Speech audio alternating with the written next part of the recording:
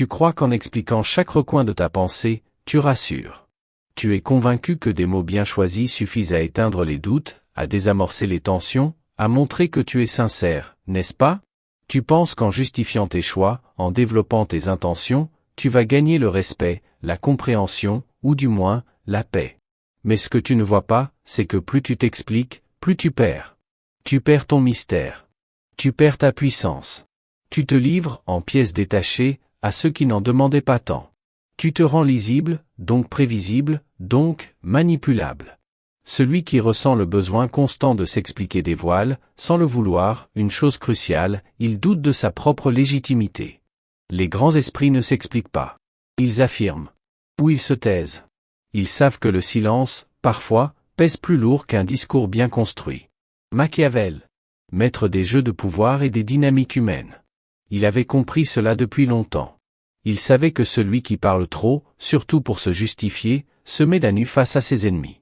Que expliquer, c'est aussi exposer ses failles, ses hésitations, son besoin d'être aimé ou compris. Et que dans un monde où chacun joue un rôle, montrer trop tôt ses cartes, c'est perdre la partie avant même qu'elle ne commence. Dans cette vidéo, on va explorer pourquoi tu dois cesser de t'expliquer. Pourquoi ce réflexe humain est en réalité un piège subtil. Et comment, à travers le silence, l'ambiguïté et la retenue, tu peux regagner ce que tu avais abandonné sans t'en rendre compte, ta souveraineté intérieure. Alors, si tu as trop parlé, si tu te sens vidé par des conversations interminables où tu as tenté de te justifier, écris en commentaire, j'ai trop parlé, maintenant je me tais. Et reste jusqu'à la fin, car ce que tu vas entendre ici, peu oserait l'admettre à voix haute. Pour comprendre la radicalité des idées de Machiavel, il faut le replacer dans son époque. Nous sommes à la Renaissance, une période de bouleversement politique, de complot, de trahison, où la parole peut être une arme ou une faiblesse fatale. L'Italie est morcelée, les cités s'affrontent, les alliances se brisent en un souffle. Dans ce chaos, Machiavel écrit avec une clarté désarmante. Il ne cherche pas la morale, il cherche la mécanique du pouvoir. Il observe comment les mots peuvent trahir l'intention, comment l'explication peut être interprétée comme une demande d'approbation. Et dans ce théâtre de faux-semblants, il en déduit une règle glaciale, ne jamais trop parler, surtout pas pour se justifier. Car dans un monde instable, l'explication est un luxe réservé à ceux qui n'ont rien à perdre. Celui qui détient le pouvoir n'explique pas. Il agit. Ou bien, il attend. Son silence devient stratégie. Son mystère devient protection. Ce n'est pas de l'arrogance, c'est une forme d'intelligence instinctive, ne pas offrir aux autres les clés de ton univers intérieur. Et cette pensée, aussi brutale soit-elle, fait écho à quelque chose de bien plus profond aujourd'hui encore. Dans nos sociétés saturées d'images, d'opinions et de justifications publiques, cette sagesse a été oubliée. Nous avons été dressés à nous expliquer pour tout, nos choix, nos émotions, nos absences, nos silences. On nous a appris que se taire, c'est fuir. Mais parfois, se taire, c'est tenir. C'est poser une frontière invisible entre ce que tu montres et ce que tu es. Ce que Machiavel nous transmet ici, c'est une science du silence. Et dans ce silence, une forme de respect froid et sacré renaît. Tu ne remarques même plus quand tu t'expliques, n'est-ce pas? C'est devenu un réflexe. Mais chaque justification t'éloigne un peu plus de ta solidité intérieure. Le besoin d'être compris a remplacé la maîtrise de soi. Machiavel ne l'aurait jamais toléré, car en voulant éclairer tes intentions, tu abandonnes le pouvoir de l'ombre. Maintenant, regarde ce que tu sacrifies. Ce que tu perds en t'expliquant. Principe numéro 1, t'expliquer te place dans une position inférieure. Le premier principe que tu dois comprendre, c'est que le simple fait de t'expliquer te place dans une position inférieure. Même si tu le fais avec calme, avec raison, avec bonne volonté, ce geste te retire quelque chose d'essentiel, ta densité.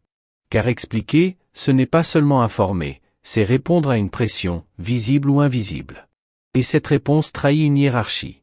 Tu ne parles pas depuis ta souveraineté, tu parles depuis une demande, celle d'être compris, celle d'être accepté. Tu veux qu'on sache que tu n'avais pas de mauvaises intentions, que tu as agi pour une bonne raison, que tu mérites d'être entendu. Mais à l'instant même où tu le fais, tu montres que tu cherches à justifier ton existence face au regard de l'autre. Et ce mouvement, aussi subtil soit-il, est une perte de pouvoir. Car Machiavel le savait, celui qui agit avec assurance ne s'explique pas. Il impose sa présence sans commenter son comportement. Il laisse le silence faire son travail. Il sait que plus il tente de convaincre, plus il se rend vulnérable. La justification crée des failles. Elle ouvre la porte à des doutes que personne n'avait encore formulés. En voulant les prévenir, tu les actives. Regarde autour de toi. Ceux qui inspirent le respect ne sont pas ceux qui parlent beaucoup pour tout clarifier. Ce sont ceux qui gardent pour eux ce qui n'a pas besoin d'être dit. Ils ne sont pas dans la défense, ils sont dans l'axe. Ils avancent avec calme, et leur silence devient une forme de parole supérieure. Tu crois peut-être que t'expliquer, c'est construire un pont. Mais bien souvent, c'est creuser un fossé. Car ce que tu veux clarifier devient, dans l'esprit de l'autre, une énigme que tu viens d'ouvrir. Et cette énigme te rend vulnérable.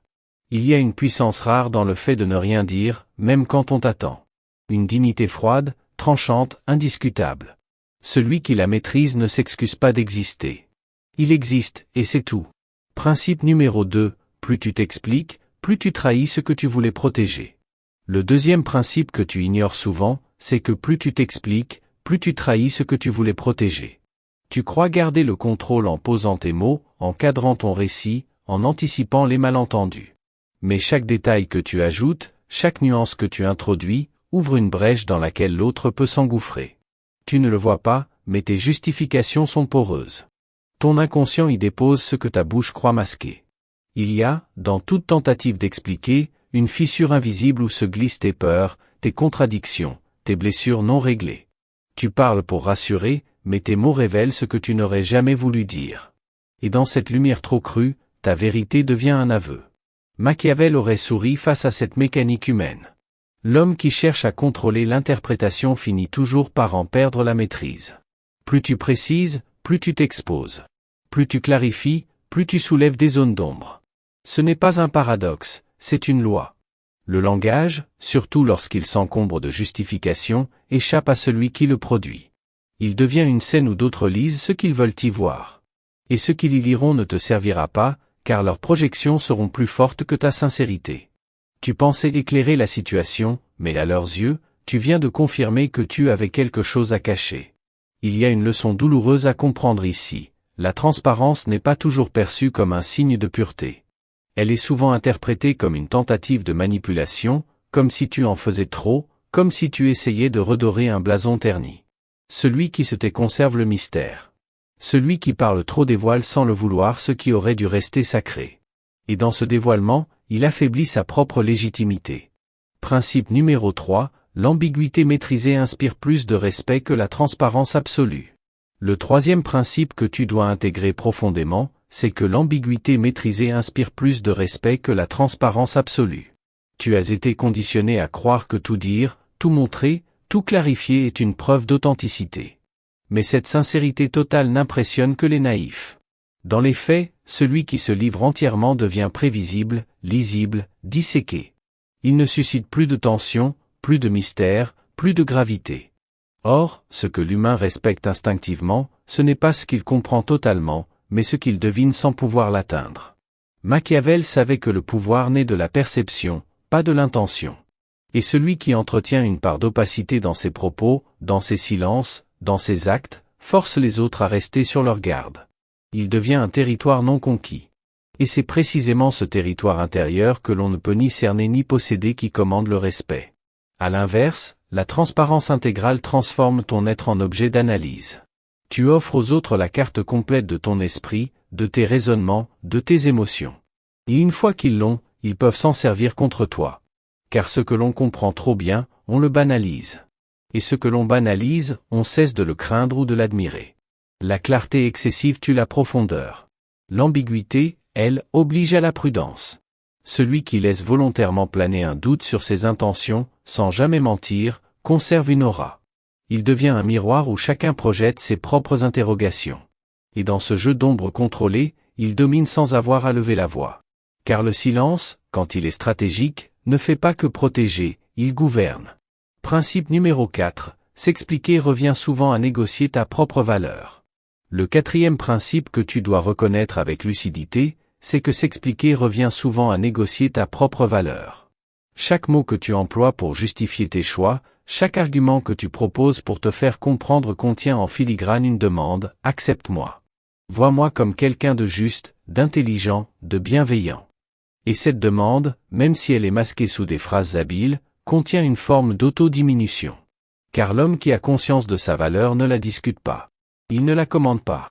Il ne la brade pas sur l'autel du consensus. Il agit. Il affirme. Il se tient droit. Et s'il est contesté, il ne cherche pas à convaincre. Il laisse le temps ou le silence faire le travail. Machiavel aurait vu dans cette tendance moderne à tout expliquer une marque de faiblesse collective. Comme si la parole était devenue un marché où l'on vient vendre sa dignité contre un peu d'approbation sociale. Tu veux qu'on te comprenne, mais ce désir, s'il devient trop fort, t'amène à diluer ton autorité dans les justifications. Tu n'imposes plus rien. Tu négocies. Et cette négociation silencieuse te pousse à arrondir les angles, à édulcorer tes convictions, à reformuler ce que tu penses pour qu'on ne te juge pas trop sévèrement. Or, chaque fois que tu fais cela, tu perds un fragment de toi-même. Pas brutalement, pas visiblement, mais lentement, dans un glissement intérieur que seuls les plus lucides peuvent percevoir. Il y a une noblesse dans le fait de ne pas se vendre, dans le fait de ne pas mendier l'approbation. Celui qui est aligné avec sa vision n'a pas besoin de se justifier pour continuer. Il avance. Il construit. Il endure le malentendu s'il le faut. Mais il ne baisse pas les yeux. Car sa valeur ne se négocie pas. Elle se manifeste. Et c'est tout. Principe numéro 5, l'excès de justification trahit une peur invisible. Le 5e principe que tu dois affronter avec honnêteté, c'est que l'excès de justification trahit une peur invisible, celle d'être rejeté. Tu peux l'enrober de logique, d'arguments ou de nuances, mais au fond, ce que tu crains, c'est d'être mal perçu, mal interprété, mal aimé. Et cette peur te pousse à surexpliquer chaque geste, chaque parole, chaque silence même. Tu veux rassurer. Tu veux prévenir l'incompréhension. Mais ce faisant, tu perds une chose fondamentale, ta verticalité. Tu n'es plus ancré dans ce que tu es, tu flottes dans ce que les autres pourraient en penser. Et cette dérive intérieure, elle est insidieuse. Elle te transforme peu à peu en reflet de l'opinion extérieure. Tu n'agis plus selon ce que tu juges juste, mais selon ce que tu espères acceptable. Machiavel aurait vu là un effondrement de l'autorité personnelle. Car celui qui agit avec profondeur sait que le rejet fait partie du chemin. Il n'en a pas peur. Il le traverse. Il n'a rien à expliquer parce que sa posture ne dépend pas d'une validation émotionnelle. Mais toi, si tu t'expliques sans cesse, c'est peut-être parce qu'au fond, tu redoutes de décevoir, d'être mal jugé, d'être abandonné. Et cette peur-là, aussi humaine soit-elle, devient un levier que d'autres peuvent activer. Tu deviens manipulable, influençable, instable. L'angoisse d'être mal compris te pousse à trop dire. Mais la force de tout dire, tu n'es plus entendu. Tu n'inspires plus. Tu t'épuises. Et tu confirmes, sans le vouloir, que ton centre intérieur vacille. Ce n'est pas l'erreur qui te fragilise, c'est le besoin de la justifier. Si ce que tu viens d'entendre te parle, partage ce message. Pas pour t'expliquer, pas pour te défendre, mais pour semer une question dans l'esprit de quelqu'un d'autre. Peut-être qu'il s'explique trop. Peut-être qu'il s'est oublié en chemin. Aide-le à se taire avec dignité. Principe numéro 6, le silence est un territoire que les autres n'osent pas envahir.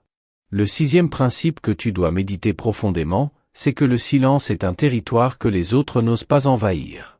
Dans une époque où chacun s'expose, s'explique, se justifie sans relâche, celui qui se tait devient une énigme. Et cette énigme dérange.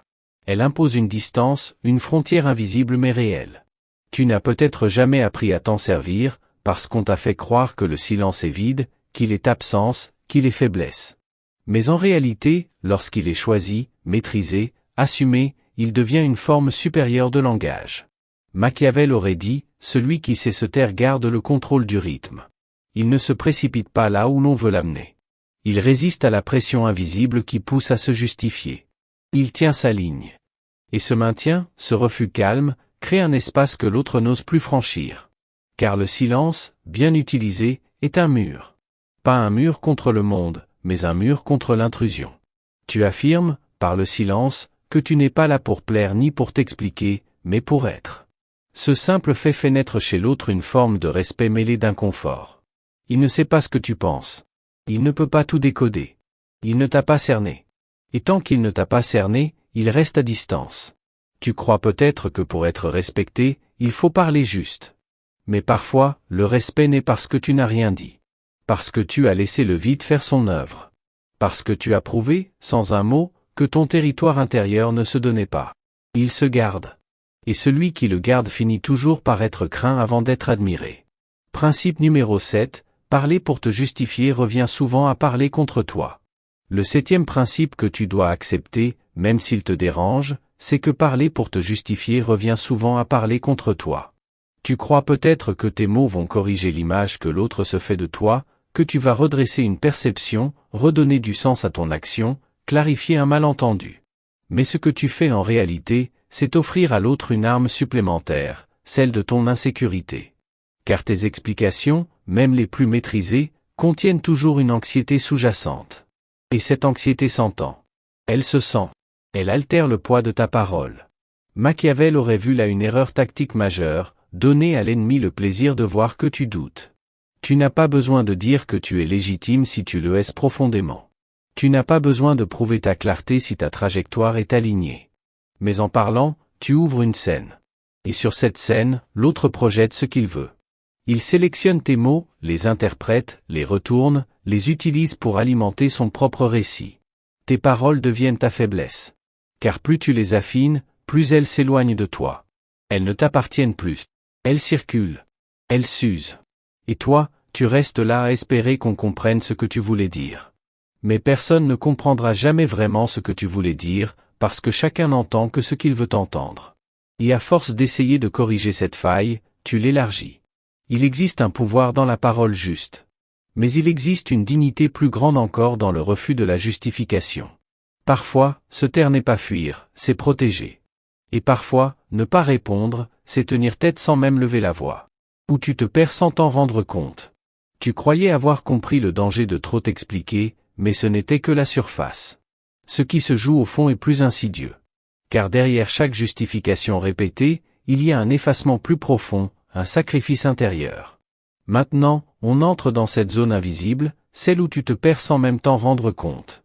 Mécanisme numéro 1, la vérité n'a jamais suffi. Le premier mécanisme invisible que tu dois reconnaître, c'est que la vérité n'a jamais suffi. Tu as cru que si tu disais les choses comme elles sont, on te comprendrait. Tu t'es convaincu que la clarté protégerait ton intégrité. Mais dans le monde réel, ce n'est pas la vérité qui fait autorité, c'est la manière dont elle est perçue. Et cette perception, elle ne t'appartient pas. Elle est tordue par les filtres, les peurs, les blessures, les fantasmes de ceux qui t'écoutent. Tu peux être sincère, limpide, précis. Cela ne changera rien si l'autre veut voir autre chose. Et plus tu t'épuises à expliquer ce qui est déjà vrai, plus tu t'éloignes de toi. Tu passes de la présence à la justification, de l'axe à la dispersion. Tu crois défendre la vérité, mais tu la dilues dans un flot de mots qui n'ont plus la force du silence. Machiavel aurait dit que l'erreur n'est pas de dire la vérité, mais de croire qu'elle suffit. La vérité ne suffit pas. Elle a besoin d'une posture, d'un poids, d'un ancrage. Et cet ancrage ne vient pas des mots. Il vient du fait de ne pas avoir besoin de les multiplier.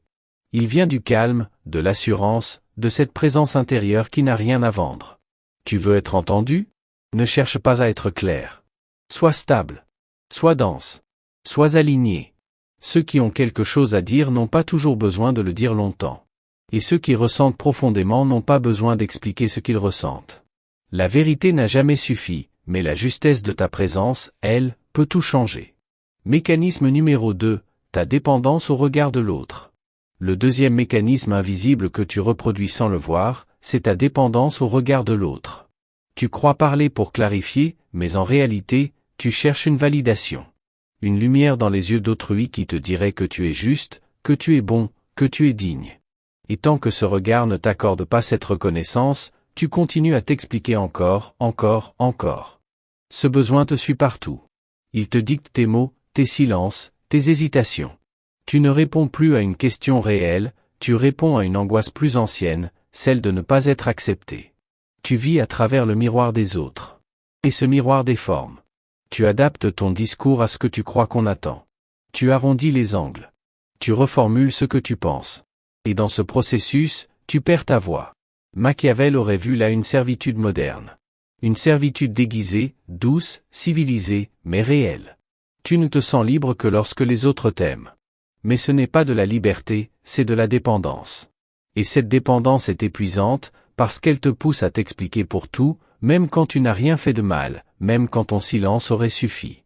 Tu es devenu ton propre avocat permanent, plaidant sans fin pour ta propre existence. Et à force de chercher ton reflet dans le regard de l'autre, tu as oublié comment te voir toi-même.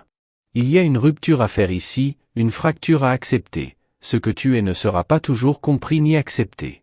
Et pourtant, tu dois continuer à l'être, sans te justifier, sans te travestir, sans supplier pour exister. Mécanisme numéro 3, le sentiment d'être responsable du malentendu. Le troisième mécanisme invisible qui t'épuise, c'est le sentiment d'être responsable du malentendu. Quand quelqu'un te regarde avec incompréhension, quand une phrase est mal reçue, quand un geste est mal interprété, tu ressens cette tension en toi. Il faut expliquer. Il faut rectifier. Tu crois qu'il t'appartient de réparer ce que l'autre n'a pas compris, comme si c'était ta faute, comme si chaque perception erronée révélait une erreur de ta part. Tu prends sur toi des confusions qui ne t'appartiennent pas. Tu portes la charge émotionnelle de l'autre. Tu veux apaiser. Tu veux recoller. Tu veux remettre de l'ordre. Mais dans cette volonté de réparer, tu sacrifies une chose silencieuse mais essentielle, ta paix intérieure. Tu crois que tu fais preuve de maturité, d'intelligence relationnelle, d'attention. Mais souvent, tu fais preuve de culpabilité intériorisée, d'un vieux réflexe de survie, si je n'explique pas, je perds l'autre. Si je ne corrige pas le malentendu, il me rejettera. Tu ne t'en rends pas compte, mais tu vis comme si chaque malaise devait être effacé par ta voix, comme si le monde avait besoin de ton explication pour retrouver son équilibre. Machiavel aurait vu là une posture intenable. Car celui qui se croit responsable des projections de l'autre finit par vivre pour les gérer, et non pour les dépasser. Tu ne peux pas empêcher l'autre de mal te lire. Tu ne peux pas contrôler la déformation. Et tu ne peux pas, à chaque fois, poser des mots pour recoller ce qui n'a jamais été entre tes mains. Tu n'es pas responsable du malentendu. Tu es responsable de ta clarté intérieure. Le reste n'est que bruit. Mécanisme numéro 4, plus tu t'expliques, plus tu apprends aux autres à douter de toi. Le quatrième mécanisme invisible que tu dois reconnaître, c'est que plus tu t'expliques, plus tu apprends aux autres à douter de toi. Tu penses désamorcer une tension, apaiser une confusion, rétablir la vérité. Mais ce que tu fais, sans le voir, c'est installer un automatisme autour de toi. Chaque fois que tu es critiqué, tu réponds. Chaque fois qu'on te questionne, tu justifies. Chaque fois qu'on te provoque, tu clarifies. Et à force, les autres s'habituent à ce réflexe. Ils savent qu'il suffit de te secouer un peu pour que tu t'expliques. Tu leur as montré que ton calme dépendait d'eux. Tu leur as appris que ton discours n'est jamais définitif, qu'il est toujours révisable, reformulable, négociable. Et ce que tu crois être une preuve de respect ou d'intelligence émotionnelle devient, dans leur inconscient, une autorisation silencieuse à douter. Tu es devenu prévisible, corrigeable, déstabilisable. Machiavel aurait vu là une dynamique d'asservissement volontaire. Tu crois que tu maîtrises la situation par ta parole, mais en réalité, tu es en train d'entraîner l'autre à se positionner au-dessus de toi. Car celui qui attend de toi des explications constantes finit par penser qu'il y a toujours quelque chose à corriger chez toi. Il ne t'écoute plus, il t'évalue, il t'analyse. Et toi, tu joues ce rôle sans t'en rendre compte. Tu valides leur regard en le servant. Tu confonds ouverture et soumission, dialogue et abandon de territoire. Il faut que tu comprennes ceci, chaque justification répète un message caché, je suis prêt à me justifier. Et ce message, entendu assez souvent, devient une habitude dans l'esprit de ceux qui t'entourent. Une habitude de ne plus te prendre au sérieux. Mécanisme numéro 5, ce que tu appelles « paix », c'est en réalité ton abandon du conflit. Le cinquième mécanisme invisible que tu appelles « paix », c'est en réalité ton abandon du conflit. Tu t'expliques non pas pour éclairer, mais pour éviter. Tu poses des mots comme des boucliers, pas comme des vérités. Tu veux qu'on te comprenne pour ne pas avoir à affronter le désaccord. Tu veux désamorcer la tension avant qu'elle ne prenne forme. Et dans ce geste, tu te crois sage. Tu te crois pacificateur. Mais en réalité, tu évites le feu. Tu évites le tranchant. Tu évites la solitude de celui qui tient une position. Machiavel aurait vu là une forme subtile de capitulation. Car parfois, la vraie paix ne naît pas de l'explication, mais de la résistance, du refus de ce calme dur qui n'est pas fait pour rester aimé. Tu crois éviter le conflit en t'expliquant, mais ce que tu évites vraiment, c'est ta propre fermeté. Ta capacité à tenir tête, à ne pas baisser la voix, à rester debout même quand l'autre grince. Tu négocies la paix au prix de ta densité. Tu troques la clarté pour la conciliation. Et à force, tu n'es plus clair ni avec toi ni avec l'autre. Tu es simplement acceptable, tempéré, lisse. Et cette paix-là te coûte cher. Elle te ronge. Elle te vide. Elle t'oblige à porter des versions édulcorées de toi-même. Et plus tu le fais, plus tu oublies à quoi ressemble ta force réelle. Celle qui peut traverser le désaccord sans s'excuser d'exister. Mécanisme numéro 6, ton effacement progressif dans chaque reformulation. Le 6e mécanisme invisible que tu normalises sans le remarquer, c'est ton effacement progressif dans chaque reformulation. À force de t'expliquer, tu ajustes. Tu simplifies. Tu adaptes ton discours pour qu'il soit digeste. Et dans ce processus, tu perds ton tranchant. Tu rabotes ta pensée. Tu fais disparaître les angles. Ce que tu dis devient plus acceptable, mais moins vrai, moins profond, moins vivant. Et cela commence par des détails, un mot changé, une intention reformulée, une émotion adoucie. Tu crois que tu clarifies, mais tu dilues. Tu crois que tu te rends plus accessible, mais tu t'éloignes de ta propre voix. Celle qui est brute, dense, inconfortable parfois, mais authentique. Machiavel aurait vu dans cette habitude un appauvrissement stratégique. Car ce qui est puissant ne cherche pas à plaire. Il ne s'adapte pas au rythme de l'autre. Il impose sa vibration. Et toi, à force de chercher la bonne formulation, tu oublies la justesse de la première, celle qui vient sans filtre. Tu la remplaces par une version polie, polie encore, polie jusqu'à l'effacement. Et au bout d'un moment, tu ne sais même plus si ce que tu dis vient vraiment de toi. Tu as tellement adapté ton langage au monde que ta parole ne t'appartient plus. Elle est devenue fonctionnelle. Elle est devenue stratégie sociale. Elle est devenue protection. Mais pas présence. Pas force. Pas identité. Ce que tu crois être un effort de communication est parfois une forme lente d'extinction. Si ces mots ont touché quelque chose en toi, ne les explique pas. Laisse-les vivre en silence. Et si tu veux continuer à entendre ce que peu ose dire à voix haute, abonne-toi et pose un simple like. Pas pour le bruit, juste pour marquer que tu es là, conscient et prêt à aller plus loin. Mécanisme numéro 7, tu ne t'es jamais vraiment accepté. Le 7e mécanisme invisible que tu refuses de voir, c'est que tu ne t'es jamais vraiment accepté. Car s'il y avait en toi une acceptation profonde, paisible, solide, tu n'aurais pas besoin de t'expliquer autant. Tu parlerais avec justesse ou tu te tairais. Mais tu ne chercherais pas sans cesse à corriger l'image que les autres ont de toi. Tu ne ressentirais pas cette brûlure chaque fois qu'on te juge mal. Tu ne vivrais pas dans l'urgence de te faire comprendre. Ce besoin de t'expliquer en permanence est le symptôme d'un vide plus ancien, celui de ton propre regard sur toi. Tu ne te supportes pas entièrement. Tu doutes de ta légitimité. Et chaque fois que l'extérieur t'envoie un signal de désaccord, tu paniques. Tu veux rectifier. Tu veux rassurer. Mais ce que tu veux en réalité, c'est être en paix avec toi-même sans avoir à faire le travail du silence. Machiavel aurait vu là une faille fondamentale. Car celui qui n'est pas en paix avec lui-même devient manipulable. Il se met à genoux devant le regard des autres pour compenser ce qu'il ne se donne pas de l'intérieur. Il parle trop. Il demande trop. Il s'oublie. Si tu t'étais vraiment accueilli, tu laisserais les malentendus vivre leur vie. Tu ne les poursuivrais pas. Tu ne supplierais pas pour qu'on t'écoute. Tu avancerais avec la sérénité de celui qui n'a plus rien à prouver. Ni par les mots, ni par les gestes, ni par le regard. Tu serais toi. Et cela suffirait. Le chemin du retour, agir sans bruit. Tu as vu les mécanismes. Tu as compris les failles. Mais voir ne suffit pas. Il faut maintenant agir sans bruit. Car les changements les plus puissants ne font pas de bruit. Ils naissent à l'intérieur, dans des choix minuscules, répétés en silence. Ce qui suit n'est pas une méthode, c'est un retour à toi. Mouvement numéro 1, te taire volontairement. Le premier mouvement intérieur que tu dois amorcer, c'est celui de te taire volontairement, même quand tu pourrais facilement te justifier. Ce ne sera pas confortable. Tu sentiras l'urgence de parler monter en toi comme une chaleur, une pression dans la gorge, un besoin d'équilibrer quelque chose. Tu croiras que ton silence va aggraver la situation. Tu auras l'impression de laisser l'autre mal penser de toi. Mais tu dois rester là. Immobile. Présent et silencieux. Tu ne seras pas en train de fuir. Tu ne seras pas en train de perdre. Tu seras en train de reprendre quelque chose que tu avais donné trop vite, ton espace intérieur. Ce geste de ne pas parler alors que tu en meurs d'envie, ce n'est pas une passivité, c'est une discipline, un ancrage, un rappel que ta paix ne dépend pas de ce que l'autre croit comprendre. Tu dois apprendre à te contenir sans te contracter, à garder ta densité sans crier ta version. Ce premier mouvement, c'est une retraite consciente. Pas une défaite. C'est le choix de ne pas nourrir le feu, de ne pas jouer le jeu, de laisser les projections mourir d'elles-mêmes.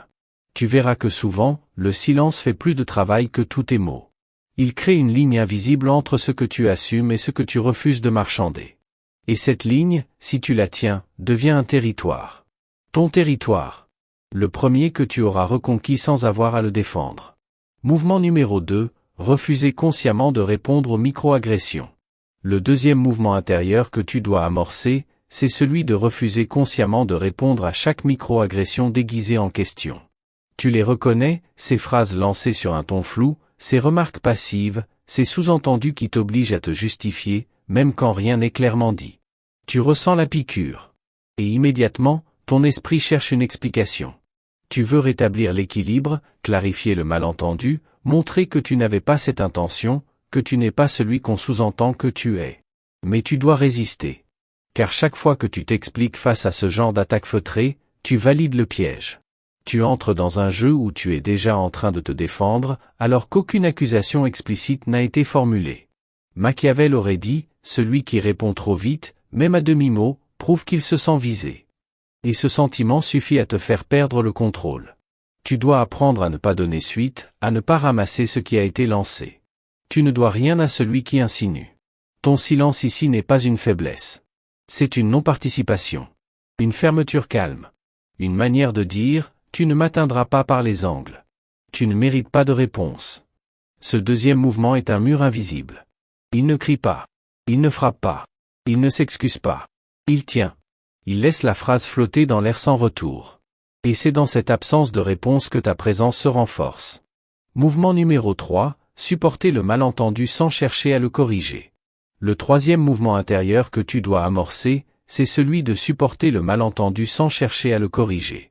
Tu vas vivre des situations où l'on pensera de toi quelque chose de faux, d'injuste ou d'incomplet. Tu vas sentir cette tension intérieure qui pousse à te défendre, à remettre les choses à leur place, à restaurer ton image. Mais tu dois apprendre à ne rien faire. À rester debout, les dents serrées s'il le faut, et à laisser l'incompréhension s'installer. Tu découvriras alors une forme rare de pouvoir, celle de ne pas te précipiter pour protéger ta réputation. Tu n'es pas ce que les autres croient. Tu n'es pas ce qu'ils disent. Tu es ce que tu incarnes. Et parfois, ce que tu incarnes ne sera visible que pour ceux qui savent regarder. Les autres verront ce qu'ils peuvent, ce qu'ils veulent, ce qu'ils projettent. Et ce n'est pas à toi de réparer ça. Tu dois faire la paix avec l'idée qu'on te jugera sans savoir, et que tu survivras à ce jugement. Mieux, tu t'en relèveras plus solide, plus libre. Machiavel aurait compris cette posture comme une forme de souveraineté, laisser l'autre penser ce qu'il veut sans lui donner l'accès à ta mécanique intérieure. Ce troisième mouvement, c'est une retenue. Une protection. Une forme d'amour-propre. Tu choisis de ne pas corriger l'image. Tu choisis de ne pas courir après l'équité. Tu choisis de rester en toi, même si le monde se méprend. Et dans ce choix, quelque chose de très ancien se répare. Mouvement numéro 4. Rester présent à la tension sans la dissiper par la parole. Le quatrième mouvement intérieur que tu dois amorcer, c'est celui de rester présent à la tension sans la dissiper par la parole. Il y aura des moments où le silence sera lourd, presque insupportable. Où ton cœur battra plus vite. Ton souffle sera court. Ton esprit cherchera frénétiquement une sortie, un mot, une explication, une justification pour alléger ce qui brûle. Mais tu dois rester là. Immobile. Brûler sans fuir.